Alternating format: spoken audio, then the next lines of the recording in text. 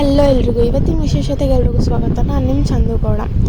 As usual ಇವತ್ತು ನಾವು ನಮ್ಮ ಬೆಳಗಿನ ರೋಟಿನ ಮುಗಿಸಿ ಅಂದೇ ಕಾಫಿ ಕುಡ್ಕೊಂಡು ಇವತ್ತು ನಮ್ಮ ರೋಟಿನ ಸ್ಟಾರ್ಟ್ ಮಾಡಿದ್ವಿ. ಸೊ ಕಾಫಿ ಆದಮೇಲೆ ಹಂಗೆ ಬ್ರೇಕ್ಫಾಸ್ಟ್ ಟೈಮ್ ಆಯ್ತು ಅಂತೇಳಿ ಬ್ರೇಕ್ಫಾಸ್ಟ್ ಮುಗಿಸಿ ನೆಕ್ಸ್ಟ್ ಬೊಟ್ಟಿಗೂ ಹೋಗೋಕ್ಕೆ ಟೈಮ್ ಆಯ್ತು ಅಂತೇಳಿ ಎಲ್ಲರೂ ರೆಡಿ ಆದ್ವಿ.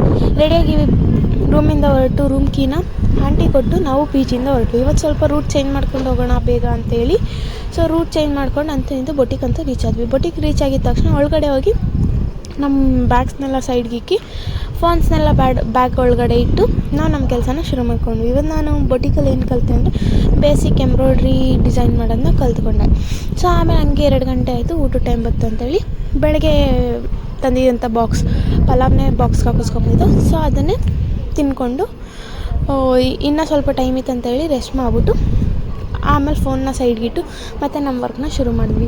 ಹೆಂಗೆ 8 ಗಂಟೆ ಆಯಿತು ಅಂತಲೇ ಗೊತ್ತಾಗಲಿಲ್ಲ. 8 ಗಂಟೆ ಆಗಿದ ತಕ್ಷಣ ಎಲ್ಲರೂ ಬೊಟಿಗಿಂದ ಹೊರಟು ಪಿ ಜಿಗಂತೂ ಬಂದ್ವಿ.